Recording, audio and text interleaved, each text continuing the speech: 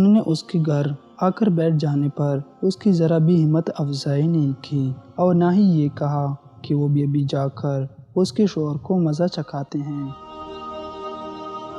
سعیدہ کی ماں کو امید تھی کہ ایک روز میں اس کے سسرال سے آ کر اسے کوئی لے جائے گا، مگر ایسا کچھ بھی نہیں ہوا۔ دروازے کی بیل بجتی تھی تو وہاں کوئی اور ہوتا تھا، سعیدہ کا شوہر یا کوئی سسرالی نہیں ہوتا تھا۔ ان لوگوں نے فون پر بھی رابطہ نہیں کیا تھا۔ مانور البتہ اس کوشش میں تھی کہ اس مسئلے کا کوئی حل نکل آئے اور سعیدہ واپس اپنے سسرال چلی جائے۔ اس نے اس سلسلے میں فون پر بھی اور خود اپنے گھر جا کر بھی کئی مرتبہ کوشش کی تھی کہ یہ مسئلہ سلجھ جائے، مگر کامیاب نہ ہوئی۔ اس کا بھائی بیوی کی بد زبانی سے سخت طیش میں تھا۔ ہفتہ گزرا اور سعیدہ کے سسرال سے کوئی نہ آیا تو اس کی ماں کو معاملہ گمبھیر ہوتا نظر آیا۔ اس نے سوچا کہ اگر اس نے اب بھی کوئی قدم نہیں اٹھایا تو پانی سر سے اونچا ہو جائے گا۔ وہ دل کی ایک اچھی عورت تھی، مگر بیٹے کے معاملے نے اسے دل کی بجائے دماغ سے کام لینے پر مجبور کر دیا۔ سعیدہ کو بھی احساس ہو گیا تھا کہ سسرال والوں کی بے اطمینانی اس کے حق میں بہتر نہ ہوگی۔ اس نے بہت سوچ بچار کے بعد اپنی چھوٹی نند کو فون کیا۔ فون پر بات ہوئی تو اسے نند کے لہجے میں بے رخی سے محسوس ہوئی۔ اس نے بتایا کہ یہاں پر اس مسئلے پر کافی گفت و شنید ہوئی تھی، چونکہ وہ اپنی مرضی سے گئی تھی، اس لیے بھائی جان اس بات پر بہت خفا ہیں۔ وہ اب اس بات پر تیار نہیں ہیں کہ آپ کو دوبارہ گھر میں رکھیں۔ وہ تو یہ بھی کہہ رہے تھے کہ آپ کے جہیز کا سامان واپس آپ کے گھر بھیج دیں گے۔ یہ سن کر سعیدہ کے پاؤں کے نیچے سے زمین نکل گئی۔ وہ جلدی سے ماں کے پاس آئی اور اسے ان باتوں سے آگاہ کیا۔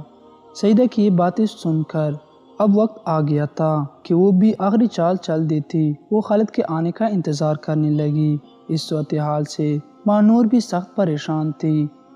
اس کے اچھے رویے اور اخلاق کے باوجود سعیدہ کے گھر بیٹھ جانے کے بعد اس کی سانس اس سے کٹی کٹی سی رہ رہی تھی۔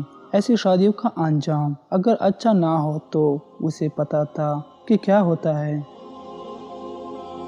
ایک وہاں سے آزاد ہو کر آتی ہے اور دوسری یہاں سے آزاد ہو کر جاتی ہے۔ قصور ایک کا ہوتا ہے، سزا دونوں کو ملتی ہے۔ شام کو جب خالد گھر آیا تو اس کی ماں اسے الگ کمرے میں لے گئی۔ اس کے چہرے پر پریشانی کے اثرات محسوس کر کے خالد بھی چونک گیا۔ وہ سمجھ گیا کہ سعیدہ کا مسئلہ ہوگا۔ جب اس کی ماں اسے اپنے ساتھ لے جا رہی تھی تو مانور کھڑکی میں سے اسے دیکھ رہی تھی۔ اس کا دل ڈوبنے لگا اور کئی انجانے خدشوں نے اسے گھیر لیا۔ خالد کی ماں نے اسے اپنے پاس بٹھایا اور بولی، خالد میں نے بہت صبر کر لیا ہے، وہ لوگ پتہ نہیں کیا چاہتے ہیں۔ مجھے پتہ چلا ہے کہ وہ سعیدہ کے جہیز کا سامان واپس کر رہے ہیں۔ میرا تو خیال ہے کہ ہمیں وہاں چل کر بات کرنی چاہیے۔ خالد نے کہا، مانور بھی مسلسل ان سے رابطے میں ہیں۔ دلہن بھائی کچھ زیادہ ہی غصے میں معلوم ہوتے ہیں۔ ہم ان کی کون سی جائیداد دبا کر بیٹھ گئے ہیں کہ وہ غصہ کر رہا ہے؟ کیا میاں بیوی میں جھگڑے نہیں ہوتے؟ ایسا بھی کیا کیا کہ دوسروں کو پاؤں کی جوتی سمجھ لیا جائے؟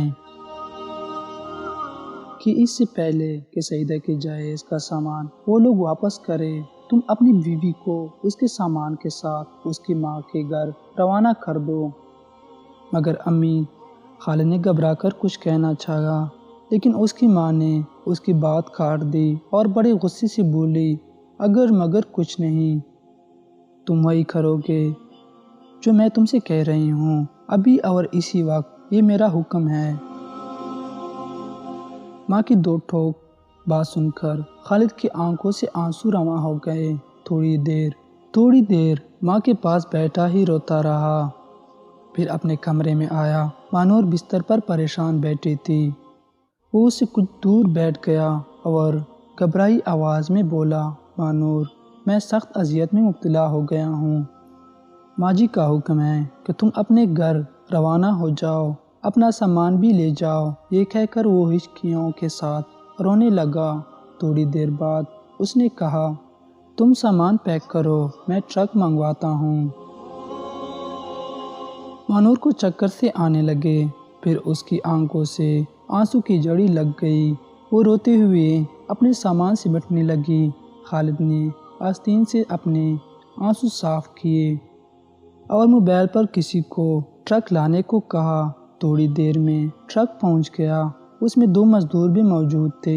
خالد ان کے ذریعے وہ سامان ٹرک میں لدوانے لگا جو شادی کے وقت مانور اپنے ساتھ لائی تھی۔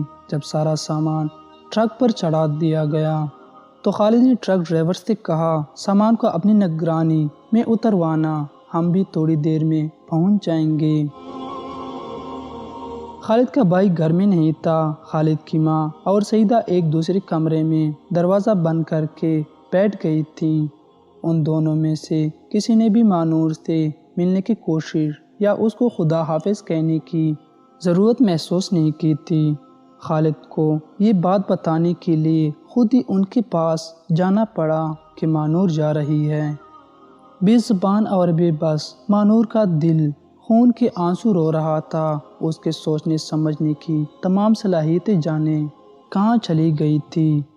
اس کو تو صرف یہ پتا تھا کہ چند ماہ پہلے اس کا گھر آباد ہوا تھا اور اب وہ ٹوٹ رہا ہے۔